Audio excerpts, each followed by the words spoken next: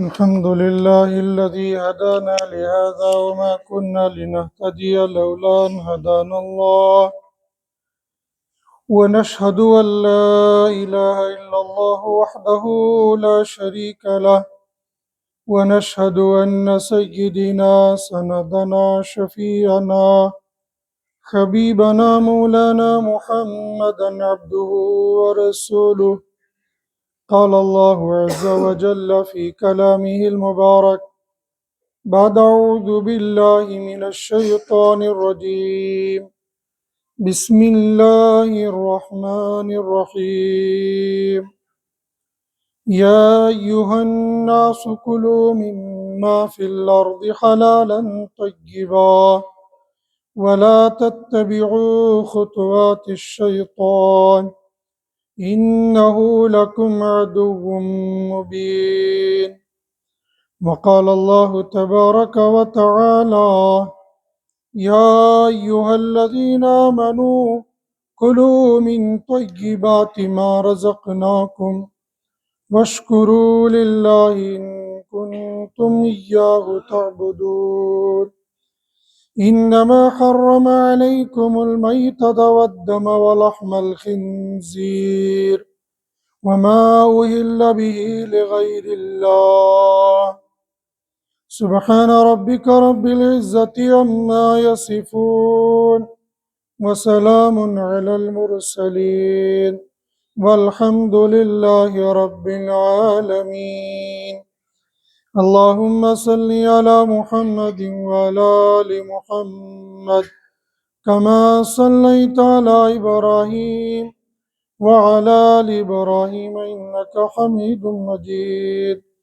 اللهم بارك على محمد وعلى آل محمد كما باركت على إبراهيم وعلى آل إبراهيم إنك حميد مجيد. يا رب صل وسلم دائما أبدا على حبيبك خير الخلق كلهم. يا رب صل وسلم دائما أبدا على حبيبك خير الخلق كلهم. يا رب صل وسلم دائما أبدا على حبيبك خير الخلق كلهم. بھائیو، بزرگوں، دوستو، میرے ہم سفر نوجوان ساتھیوں، گزشتہ جمعہ کو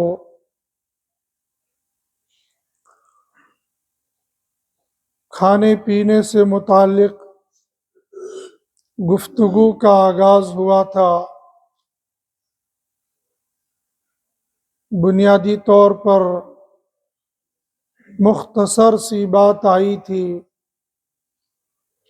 کہ کھانا کیسے ہونا چاہیے۔ رب العالمین نے سورہ بقرہ کی آیت نمبر 168 میں عام حکم دیا انسانوں کو، یا ایھا الناس، اے لوگو،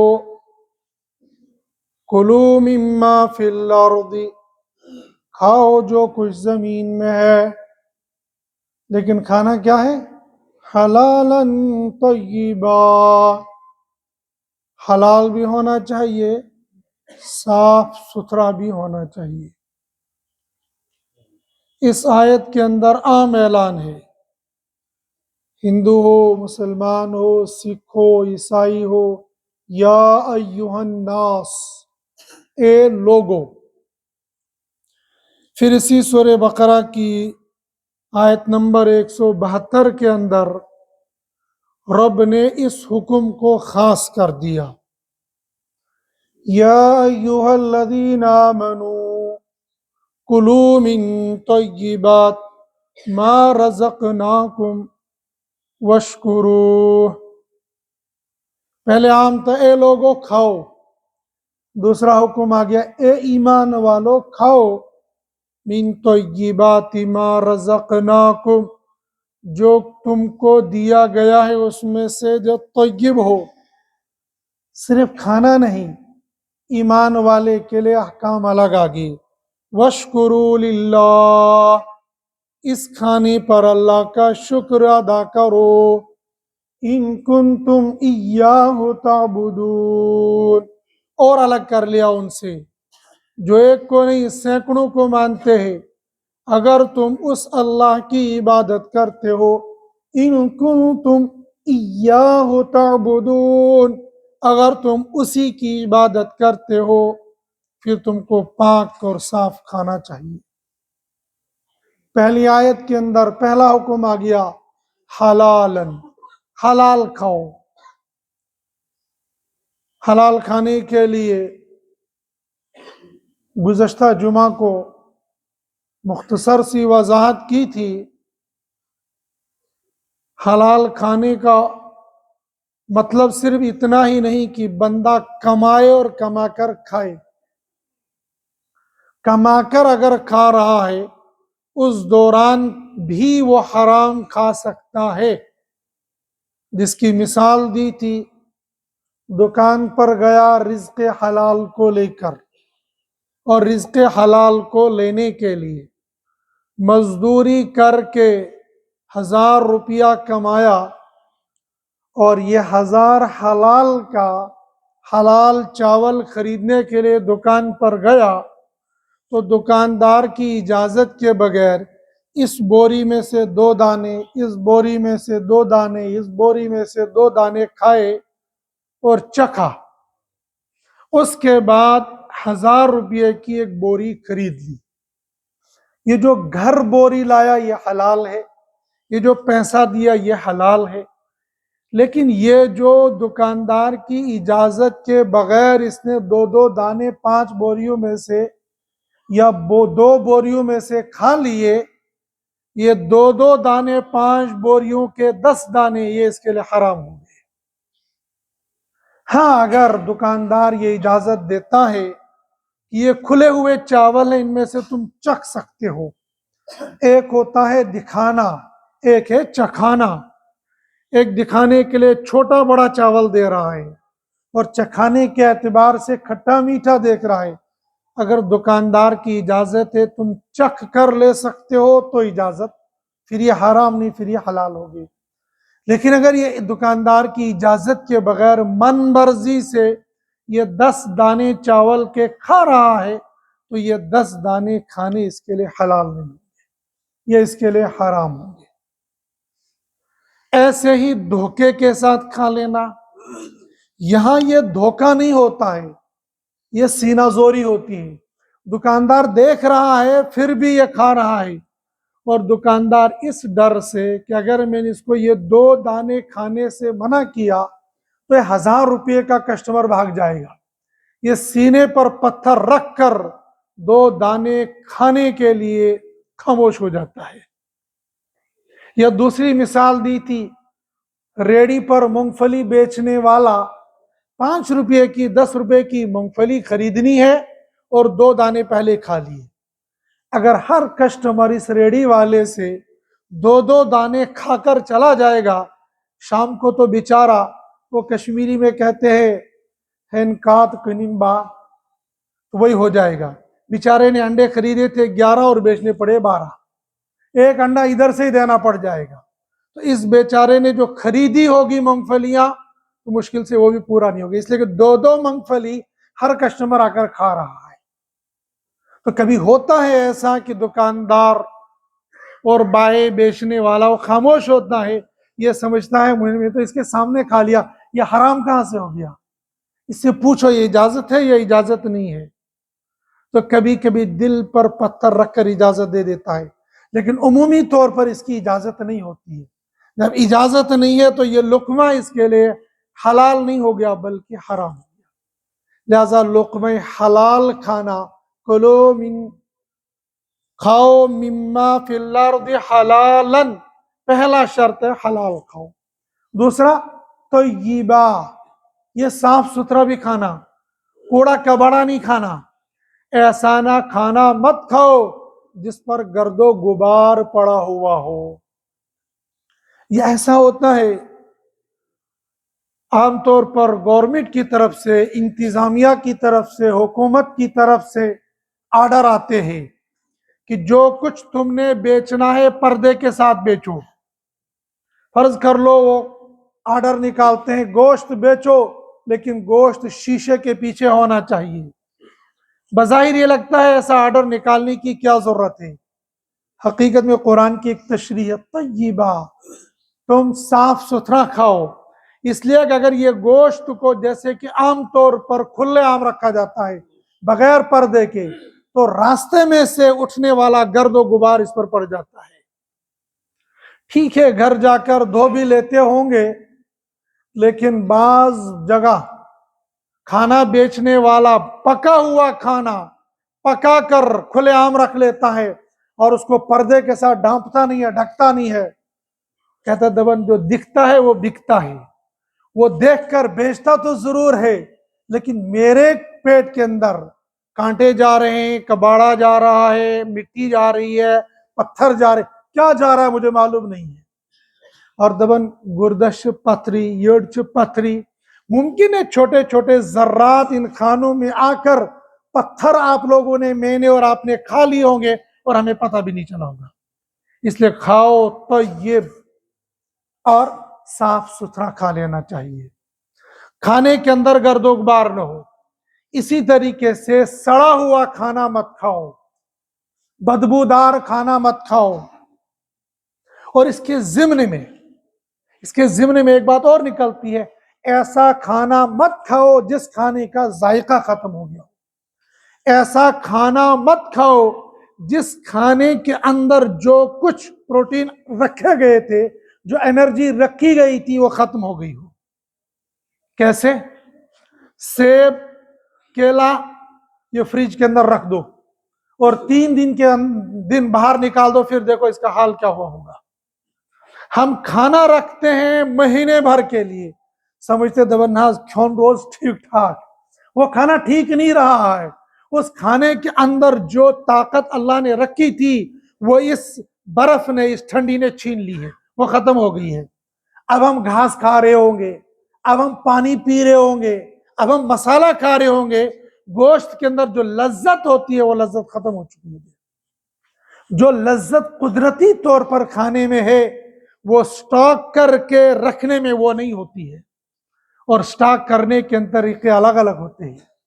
یہ جو ہمارے یہاں فریج ہے، فریج کے اندر بدبو تو نہیں آئے گی، گلے اور سڑے گا نہیں، لیکن اصل ذائقہ فریج میں سے ختم ہو جائے گا. اور یہ مولوی کی تحقیق نہیں ہے، یہ میڈیکل کی تحقیق ہے.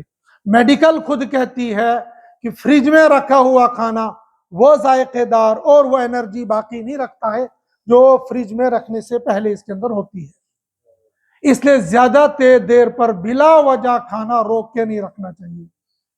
چو مسلمانن ناز وریو گو اشو وریو بعد تی قربانی ہوں مال چو وہی تیس فریجس مزن، سال ہو گیا، 6 مہینے ہو گئے، ابھی تک میرے فریج میں قربانی کا گوشت رکھا ہے.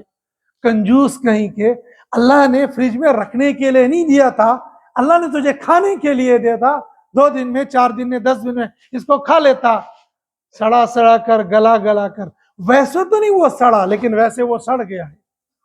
جو قربانی کے گوشت میں جو دوسرے تیسرے دن لذت ہوتی ہے وہ سال بھر مہینے کے بعد نہیں ہوتی ہے، وہ لذت ختم ہو جاتی ہے. پرانے کہا کرتے تھے حلال کیم چھکر متن، یہ ذبح کس نے کیا ہے؟ کہتے ہیں ہاں فلاں بزرگ کے ہاتھ میں بڑا ٹیسٹ ہے، اور اگر کسی گوشت میں ٹیسٹ نہیں آتا تھا کہتا ہے یہ بے نماز گوشت تھا، کسی بے نمازی نے ذبح کیا ہے اس لیے ٹیسٹ نہیں ہے۔ آج تو بے نمازی تو کیا بغیر بسم اللہ کے چھری چلا دیتے ہیں، بغیر وضو کے چھری چلا دیتے ہیں، اور سالہ سال گزر گئے ہوتے بندے خدا نے مسجد کا چہرہ بھی نہیں دیکھا ہوتا، پھر اس کھانے میں لذت کہاں سے آئے گی، اس کھانے میں ٹیسٹ کہاں سے آئے گا؟ رب نے کہا حلال بھی کھاؤ طیب بھی کھاؤ، حلال بھی کھانا ہے، ٹیسٹی بھی کھانا ہے، اچھا بھی کھانا ہے، ذائقے دار بھی کھانا ہے۔ مسالے دار کو ذائقے دار نہیں کہتے ہیں، اچھا کھانا وہ ہوتا ہے جو صحت مند ہو۔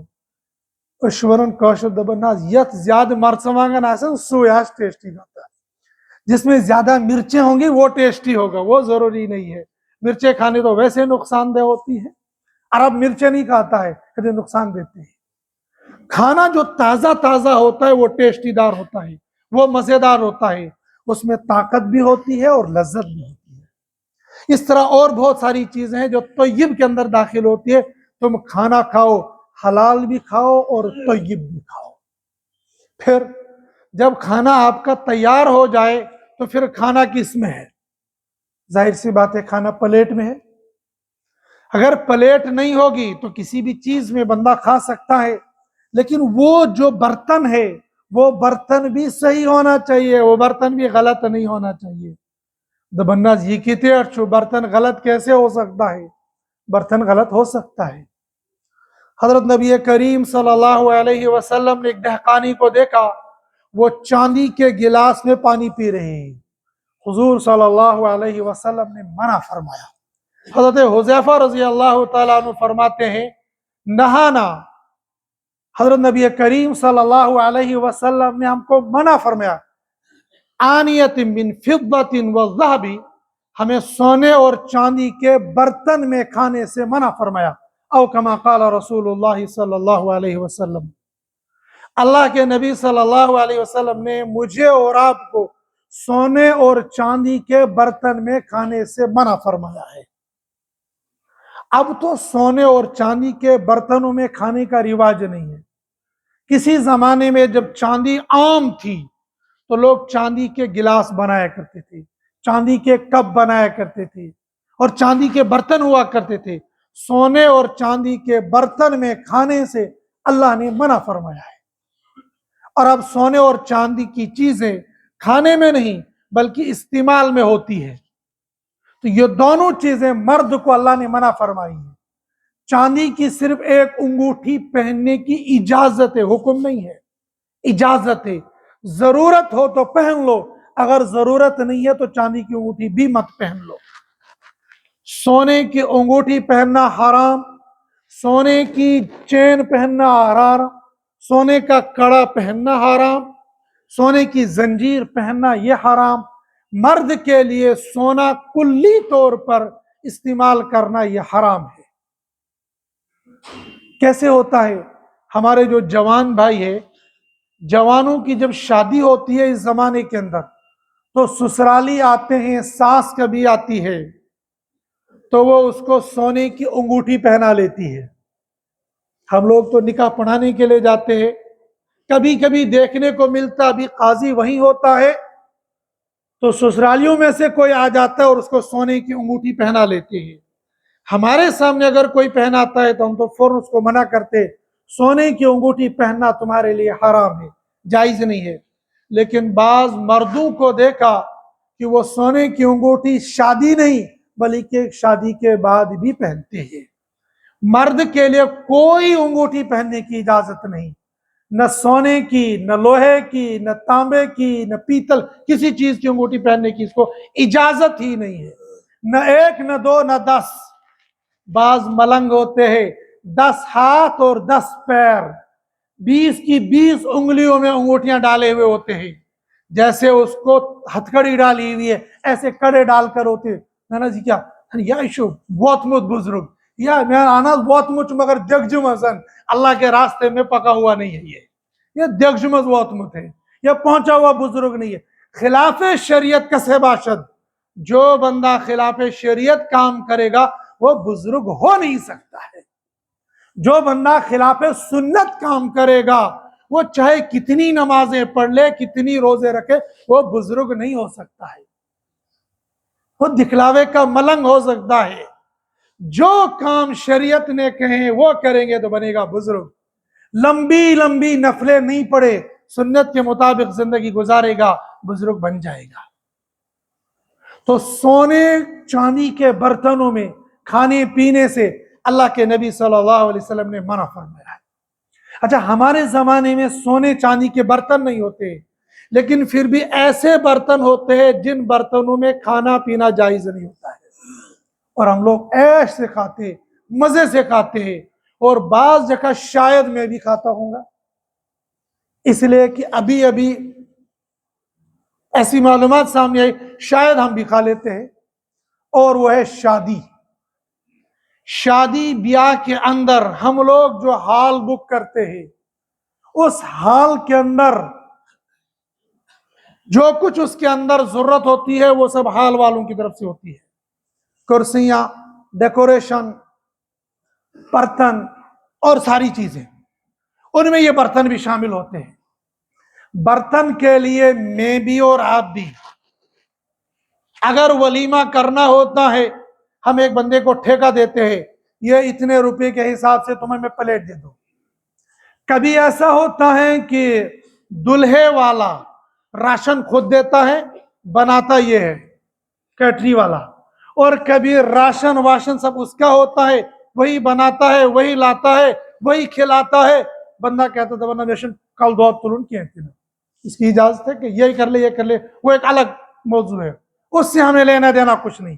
ہمیں لینا دینا یہ ہے کہ جن برتنوں کے اندر یہ کھانا بنایا جا رہا ہے ان برتنوں کے اندر حلال کا میٹ بھی پکایا جا سکتا ہے، ان برتنوں کے اندر حرام میٹ بھی آ سکتا ہے، اس لیے کہ حلال میٹ کھانے کی اجازت اور حکم مجھے اور آپ کو ہے۔ یا ایھا الذین آمنوا کلوا من طیبات ما رزقناکم۔ وہ جو دوسرے لوگ ہیں ان کے لیے حلال ہو یا حرام ہو یہ برابر ہے۔ ایمان والے کو کہا حرام ہرگز نہیں کھانا، ایسے حرام برتن میں مت کھا لینا، اور اگر ان برتنوں کے اندر حرام بنایا گیا ہے، بغیر ذبح کیا ہوا گوشت بنایا گیا ہے، انما حرم علیکم المیتۃ والدم ولحم الخنزیر وما اہل به لغیر اللہ، وہ گوشت جن پر اللہ کا نام نہ لیا گیا ہو وہ گوشت کھانا بھی تمہارے لیے حلال نہیں ہے۔ اب جن جانوروں پر اللہ کا نام نہیں لیا گیا ہے اس کے بغیر ان کو ذبح کیا گیا، مارا گیا، کاٹا گیا، پھر ان کو پکایا گیا، جن برتنوں میں ان کو پکایا گیا ہے ان برتنوں کو کم سے کم 3 بار اور زیادہ سے زیادہ 7 بار دھونا نہیں بلکہ مانجنا ضروری ہے۔ مانجنے میں اور دھونے میں فرق ہے۔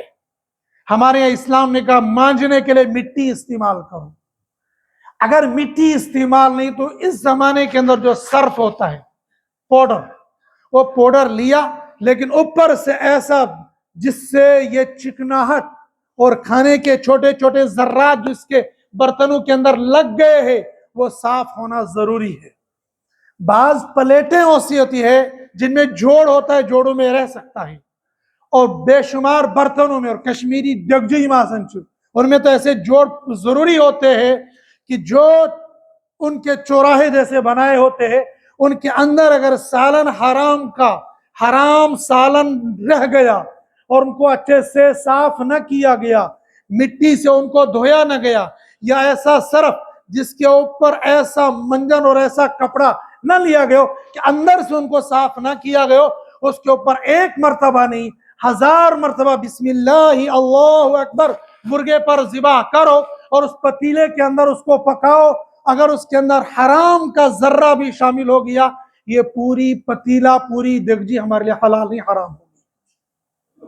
پھر ان پتیلوں کے اندر ان دگجوں میں بنا ہوا سالن، یہ جو پلیٹوں کے اندر ہم نے کھایا ہے، عام طور پر ہماری نظروں سے جو گزرا، ہم نے جو دیکھا، ہم نے جو تحقیق کی، وہ کیا کرتے ہیں، وہ اس پاؤڈر کا ایک برتن لیتے ہیں، اس کے اندر پانی، اس کے اندر بہت زیادہ پاؤڈر ڈال دیا، اور پھر یہ پلیٹ اس کے اندر ڈال دی، پھر یہاں سے اس کے اندر، پھر یہاں سے اس کے اندر، اور یہاں سے اٹھا کر صاف کر دی۔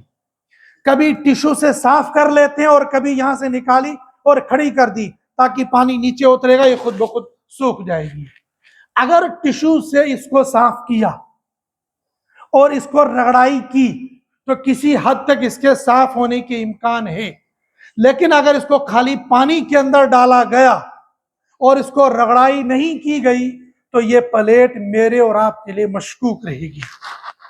جب یہ مشکوک رہ گئی، اس میں آپ رزق حلال ڈال دو تو یہ رزق حلال میرے اور آپ کے لیے کھانا حلال نہیں ہوگا بلکہ حرام ہوگا۔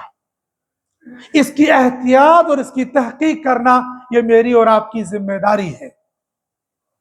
بعض مالدار لوگوں کو چاہیے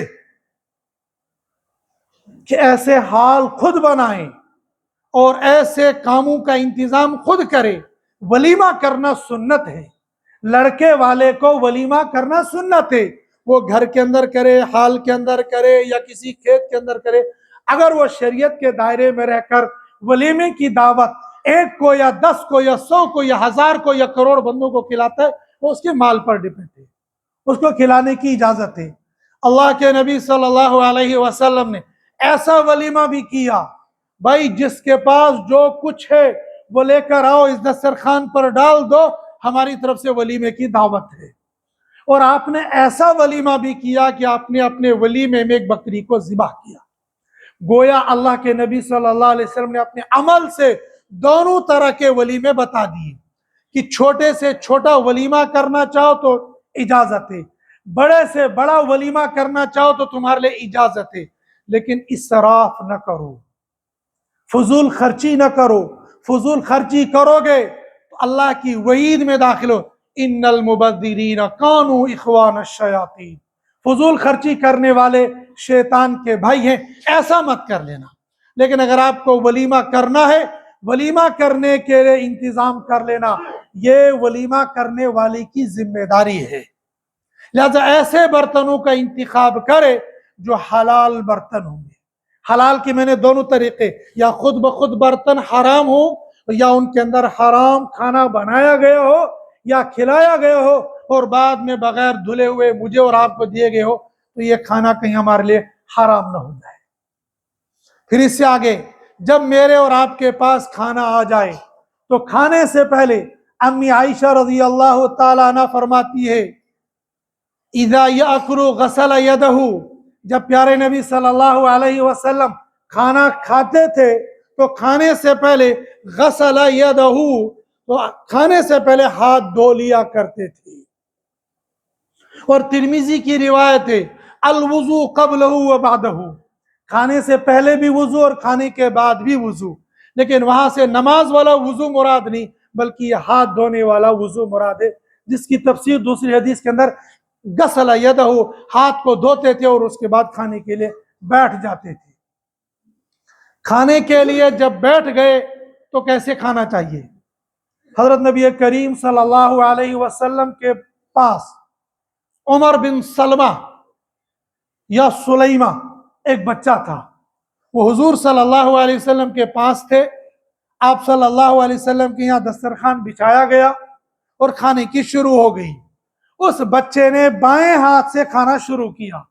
اس موقع پر اللہ کے نبی صلی اللہ علیہ وسلم نے فرمایا، یا غلام، اے بچے، سم اللہ، پہلا کام یہ کرو تو بسم اللہ پڑھو، وَكُلْ بِيَمِينِكَ، اور دوسرا کام یہ کرو کہ دائیں ہاتھ سے کرو، اور تیسرا کام وَكُلْ مِمَّا يَلِيكَ، اور وہاں سے کھاؤ جو تمہارے سے ملا ہوا، تمہارے سے قریب ہو۔ ایک جملے کے اندر، ایک حدیث کے اندر آپ نے 3 باتیں بیان کر دی۔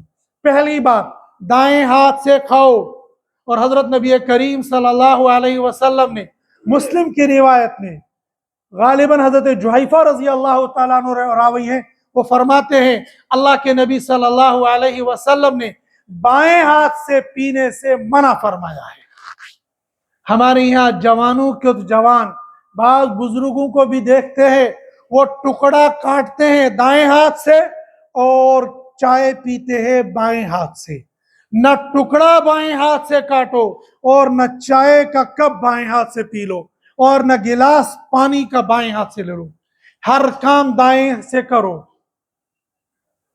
اللہ کے نبی صلی اللہ علیہ وسلم نے فرمایا ہر اچھا کام دانے سے کرو، یہاں تک کہ اپنے جوتے کے پہننے اس کو بھی دائیں ہاتھ سے کرو، اور سر پر کنگھی دینے کو یہ بھی دانے سے شروع کرو۔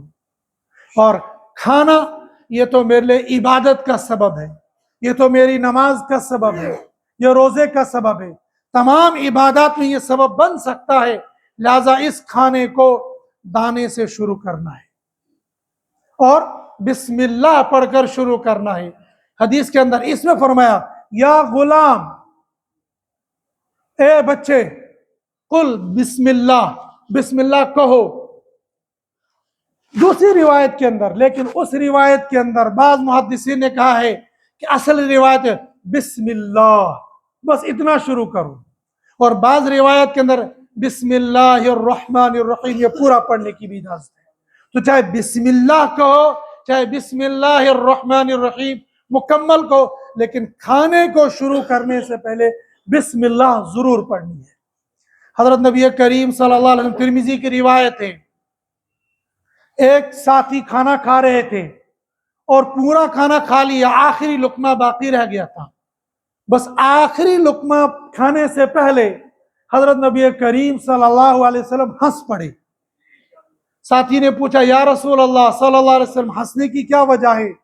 کہ اس بندے نے بسم اللہ کے بغیر کھانا شروع کیا تھا اور شیطان اس کے ساتھ کھا رہا تھا، اس آخری لقمے سے پہلے اس کو یاد آ گیا، اس نے کہا بسم اللہ اولہ و آخرہ، جو اس نے یہ پڑھا تو شیطان نے قے کر دی، جو کھایا تھا وہ نگل دیا، بس اس نگلنے پر اللہ کے نبی صلی اللہ علیہ وسلم کو ہنسی آ گئی۔ تو اگر شروع کے اندر کبھی بسم اللہ کہنی بھول جائے تو بندہ کے بسم اللہ اولہ و آخرہ، شروع کے اندر بھی بسم اللہ اللہ کا نام اور آخر کے اندر بھی اللہ کا نام، اور اس کے ساتھ ہی دائیں ہاتھ سے کھا لیں۔ اور تیسری بات فرمائیں وَكُلْ مِمَّا يَلِيكَ، پلیٹ کے اندر اس کنارے سے نہ کھاؤ، دائیں والے کنارے بائیں والے کنارے سے، بلکہ اپنی طرف سے کھاؤ۔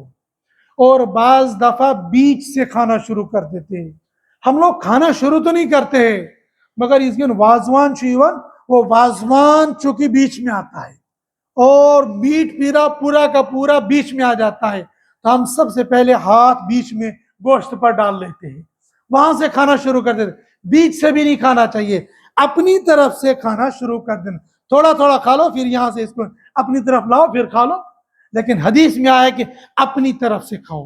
اور پھر چونکہ صحابہ کرام اور عرب کا آج تک یہ مزاج ہے، وہ اکٹھا کھانا کھاتے ہیں، وہ الگ الگ کھانا نہیں کھاتے جیسے ہمارے یہاں رواج ہے، کشمیری رواج میں نہیں، کشمیری رواج تو چار چار کھانے آتے ہیں، لیکن عام طور پر ہم لوگ گھروں کے اندر جو کھانا کھاتے ہیں وہ تنہا تنہا کھاتے ہیں، عرب گھروں کے اندر بھی اور مجالس کے اندر بھی اکٹھا کھانا کھاتے ہیں۔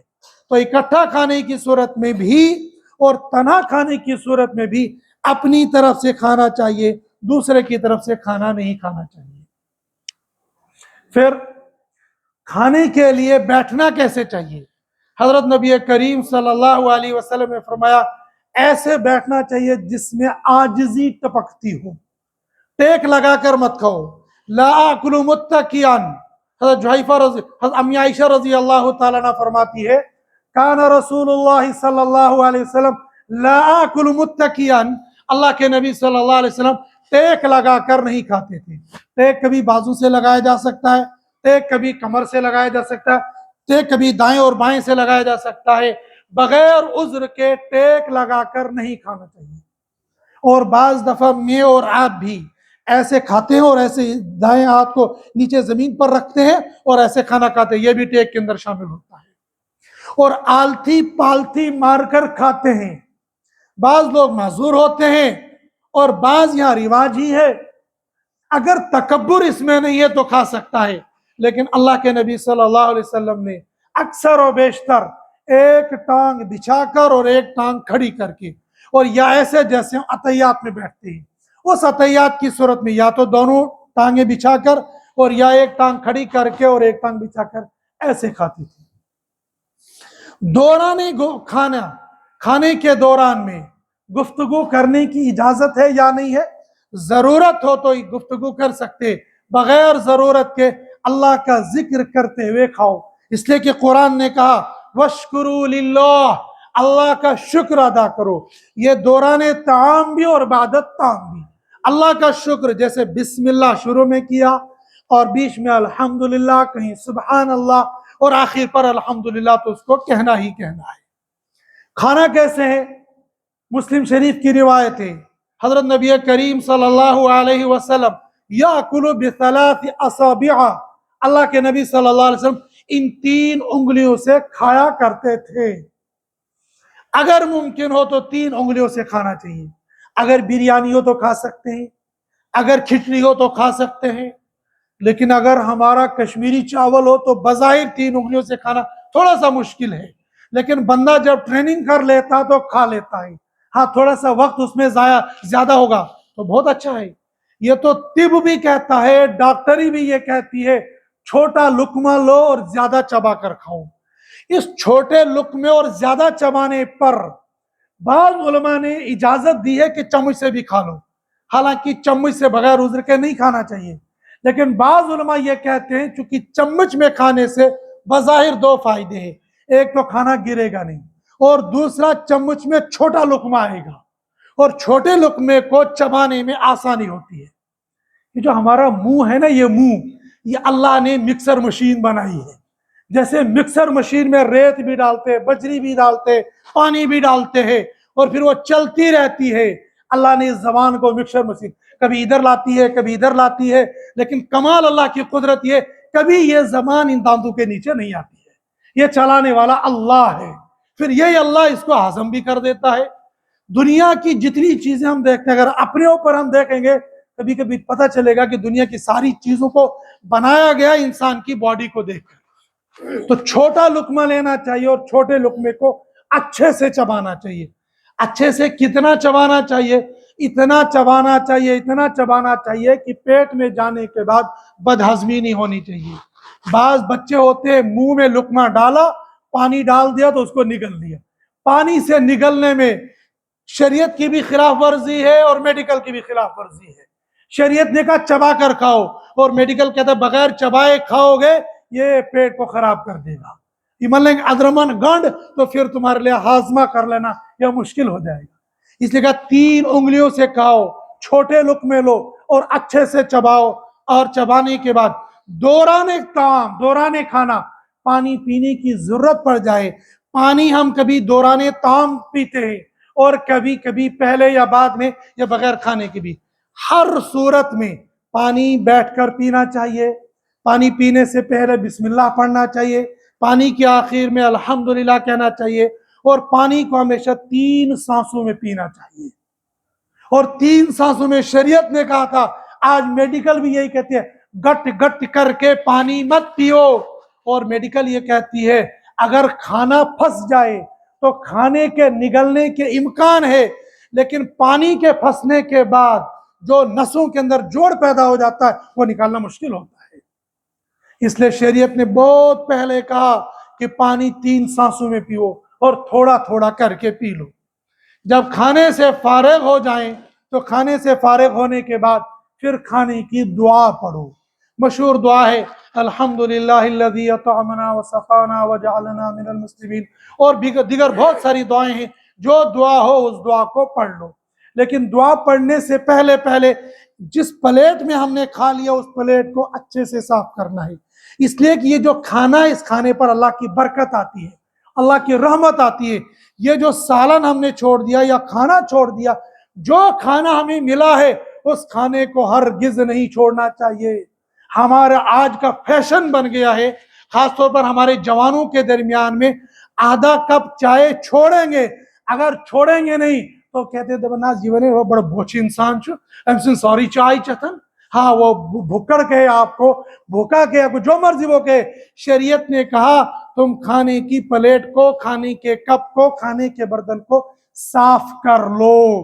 اگر چائے پی لے ہو پوری چائے پی لو، इल्ला ये कि उसके अंदर खुदा न खास्ता कोई गंद पड़ गई हो, कोई चीज गिर गई। ऐसे ही खाने की प्लेट जब आपके सामने आ जाए, जितना खाना है वो सारा का सारा खाना खा लो, और अगर सारा खाना नहीं खा सकते हो तो इसको जाये मत करो। यह कश्मीरी कल्चर में यह चीज बहुत अच्छी है। हालांकि एक तरफ से कश्मीरी कल्चर में खाना बहुत जाया किया जाता है, बहुत ठुकाई होगी शादी में, जो खाने बर्बाद किए जाते हैं अल्लाह की बड़ी ठुकाई होगी। लेकिन एक अच्छा कल्चर जो इसके साथ दिया गया है वो है लिफाफा। साथ में लिफाफा देते हैं, उस लिफाफे के जरिए से खाना जाया नहीं होता है। मगर सिर्फ गोश्त, अगर कोई चावल डाल देगा दबन्नाज ये हतक में हो। अरे जब तुम मीट लेने में हतक महसूस नहीं कर रहे हो, ये खाना भी तो तुम्हारा छोड़ा हुआ है। जैसे यहाँ ये बचा हुआ तुम खा सकते थे, ऐसा ये बचा हुआ चावल ये इस लिफाफे के अंदर डाल दो, या रोटी का टुकड़ा ये उठाकर इसमें डाल दो, ये जाया नहीं होगा। घर में आपका बच्चा खा सकता है, आप खुद खा सकते हो। यहाँ पर बचने के बाद ये इसको खाएगा कोई, इसको डस्टबिन में डाला जाएगा। और डस्टबिन में जब नियमत की नाकदरी की जाती है, अल्लाह की फिटकार, अल्लाह की पकड़ जाती है।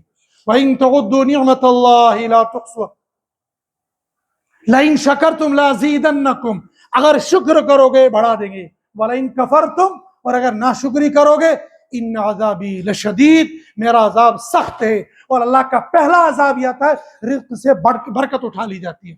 1.5 लाख तनख्वाह है, दुबनाज बनू सुन के, अरे खाने वाले कितने हो, दुबन हम दो हमारे दो, ये पैगाम सबको पहुंचा दो।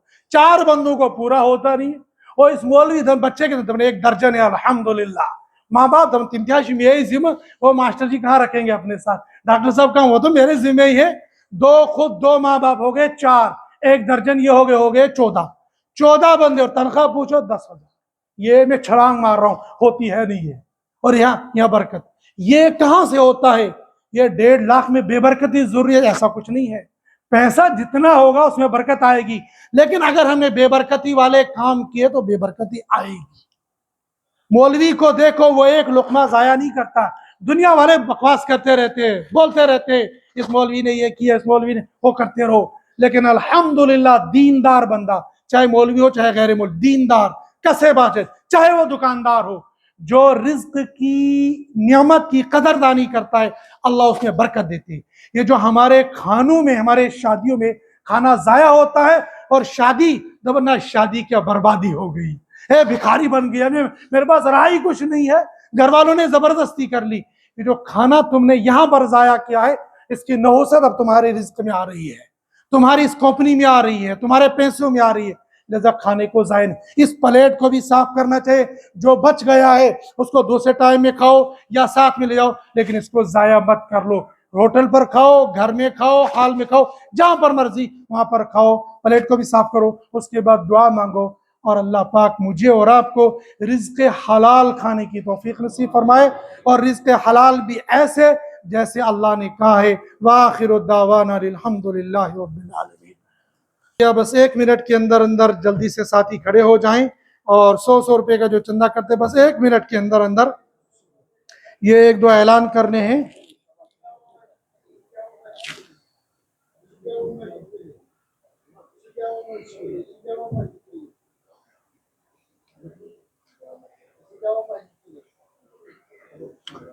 ये किसी